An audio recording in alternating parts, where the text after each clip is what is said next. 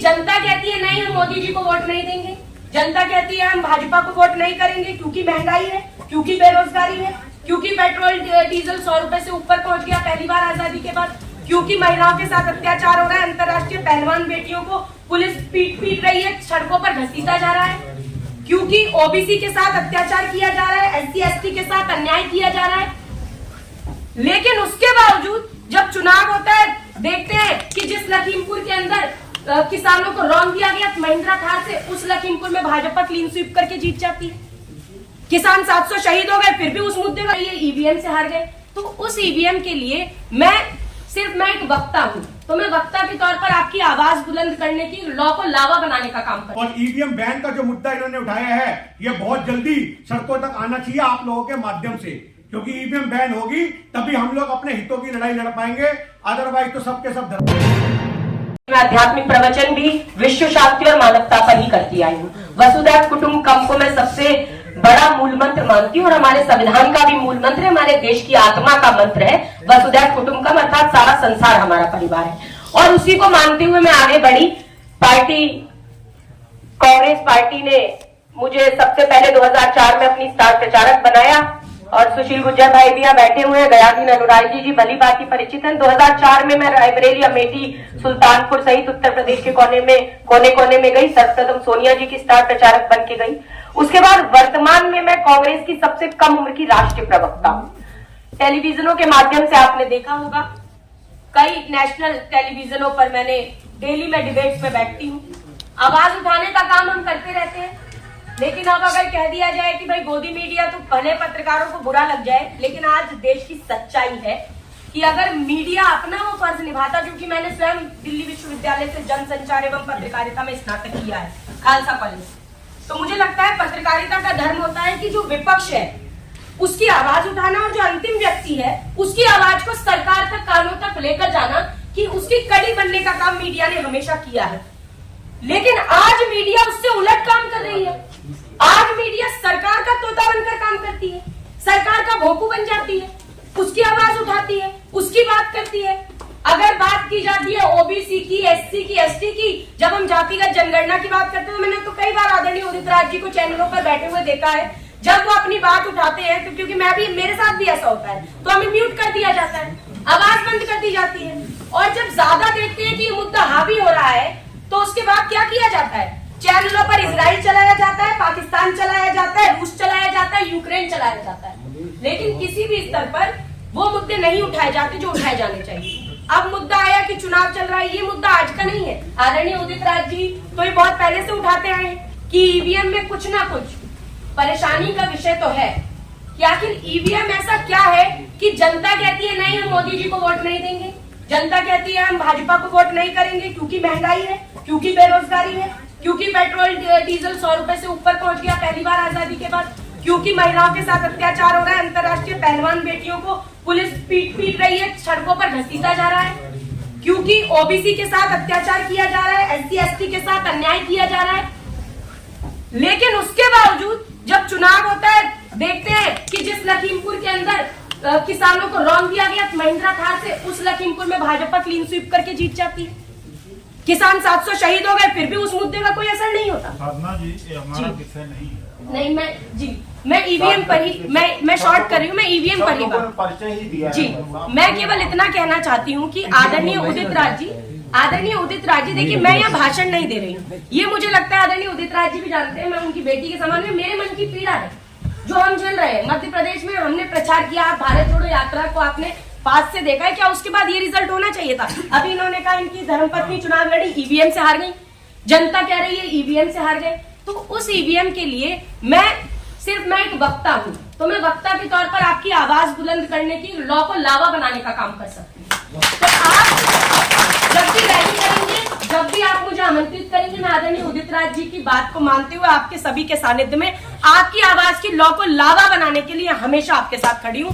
और ईवीएम के खिलाफ जैसे भी आप बात करेंगे, और भारतीय ओबीसी महासभा, क्योंकि संगठन आए हुए हैं सारे, मैं भारतीय ओबीसी महासभा की मुख्य संयोजक हूँ और मैं मध्य प्रदेश से आती हूँ। वैसे दिल्ली में मेरा जन्म स्थान है, उत्तर प्रदेश की रहने वाली हूँ, वर्तमान में मध्य प्रदेश की हूँ। जो जिम्मेदारी आप लोग मुझे देंगे उस जिम्मेदारी का मैं भली भांति निर्वहन करूंगी और आप लोगों का सहयोग। ये किसी भी आज जो इन्होंने उदित जी ने बात रखी बिल्कुल सही बात है। मैंने नेता देखे, सांसद देखे, पर जन नेता अगर कोई देखा तो डॉक्टर उदित राज जी के रूप में देखा। जो जनता के हक के बात उठाते हैं बिना किसी भेदभाव के, हर धर्म हर जाति। आप इनकी लोकसभा में जाओ, आप इनकी लोकसभा में जाओगे तो आपको वहां बच्चा बच्चा बताएगा कि अगर काम हुआ तो किसका हुआ, डॉक्टर उदित राज जी का हुआ। हंसराज हंस जी का तो भाषण हुआ और उसके बाद गाने हुए, पर काम हुआ तो डॉक्टर उदित राज जी का हुआ। ये वहां के लोगों की जबान है, हमारी जबान नहीं है। सबके लिए आज भी खड़े रहते हैं। आज इनके यहाँ ऑफिस में हर आदमी वर्ग का जाता है और एक फोन पे काम करवाते हैं। ये नहीं देखते ये किस धर्म का, किस जाति का है। ये डॉक्टर उदित राज जी की काबिलियत है जो आज इन्होंने लोकतंत्र की आवाज को मजबूत करने के लिए आंदोलन खड़े करे हैं। बिल्कुल राजनीतिक तौर पे उसका फायदा नहीं मिलता, पर जन नेता को इससे कोई फर्क नहीं पड़ता कि मैं राजनीति का काम कर रहा हूं या मैं जनता के हित में काम कर रहा हूं। ये जनता के हित में काम है और अगर आज जनता एकजुट होगी तो हमारा देश मजबूत होगा। और देश को लड़ने वाले लोग बहुत कम होते हैं, और देश के लड़ने वाले बहुत कम लोग होते हैं जो जनता की आवाज को उठाते हैं। सभी जाति और धर्म को एकजुट खड़ा करने वाले अगर कोई है, डॉक्टर उदित राज जी हैं। और ईवीएम बैन का जो मुद्दा इन्होंने उठाया है, ये बहुत जल्दी सड़कों तक आना चाहिए आप लोगों के माध्यम से, क्योंकि ईवीएम बैन होगी तभी हम लोग अपने हितों की लड़ाई लड़ पाएंगे। अदरवाइज तो सबके सब धर्म कि आज इसकी जरूरत है।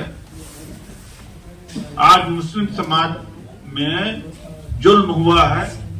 नैनीताल में 5000 घर गिराए जा रहे हैं। ये जिम्मेदारी संगठन की होती है कि 1 लाख 2 लाख लोग दिल्ली पहुंचे। एक एग्जाम्पल है, एक एग्जाम्पल है।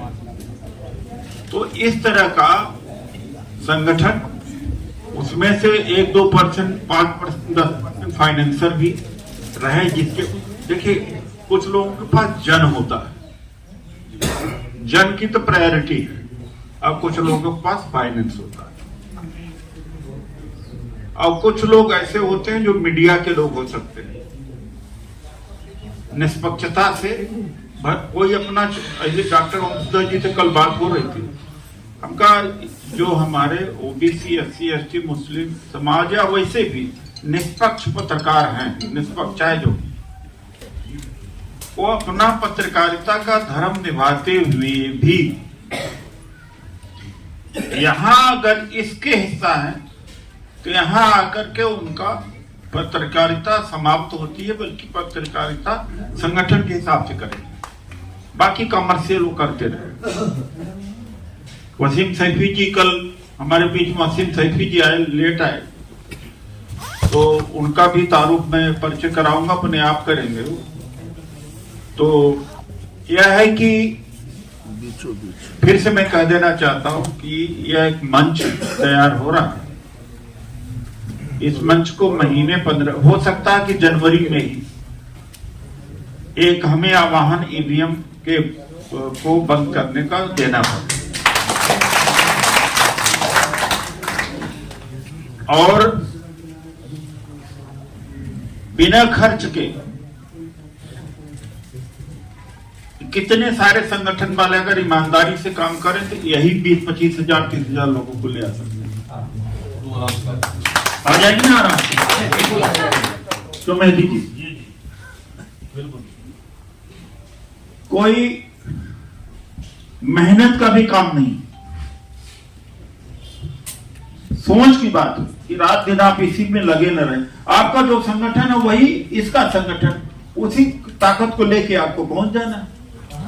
सुशील गुर्जर जी अगर संगठन चला रहे उसी ताकत को लेके चले, पहुंच जाने। यही करना है, ये कोऑर्डिनेशन ही करना है। तैयार रहिएगा आप सबको जिम्मेदारी। सरदार जी आप लोग तैयार, दिल्ली वाले 15, 20, 25 लोगों को मैं आज करना चाहता हूं।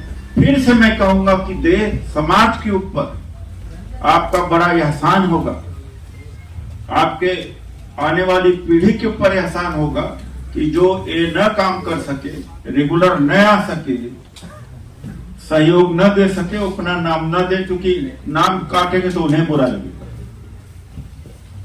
पता लगा 1-2 मीटिंग में आ गए, उसके बाद गायब, खोज रहे हैं, या 4 घंटे बाद आ रहे हैं, या मेरे घर में काम आ गया है,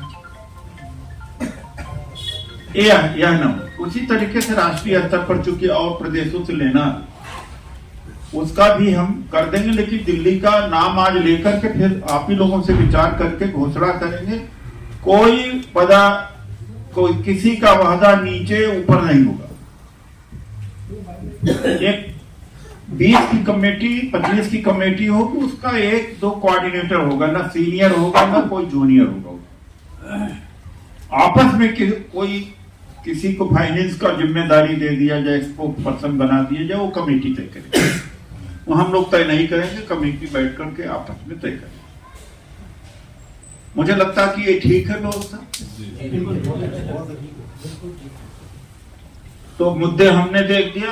नाम का इसका छोटा नाम किस तरह से करना, दिमाग लगाइएगा, क्योंकि वो नाम महीने 15 दिन में पहुंच जाए पूरे देश में। कांग्रेस में कामगार कर्मचारी कांग्रेस था, असंगठित कामगार कर्मचारी कांग्रेस था, उसका नाम ही न पहुंचे। काम भी नहीं था, नाम भी नहीं पहुंचे था। महीने 2 महीने में केकेसी पहुंचा दिया पूरे देश में, नाम छोटा। और सब केकेसी सब जानते हैं, नाम छोटा भी रहा, काम भी हुआ। बिना काम के नाम क्या पहुंचेगा। तो इसका भी नाम 1 महीने के अंदर गांव तक पहुंच जाए, लोगों तक ये पहुंच जाए कि ये नया कोई संगठन बना है, नया कोऑर्डिनेशन बना है। वो इसीलिए दिमाग लगाइए। कभी कभी एक आम आदमी भी अच्छा नारा दे देता है जो हम लोग नहीं सोच पाते।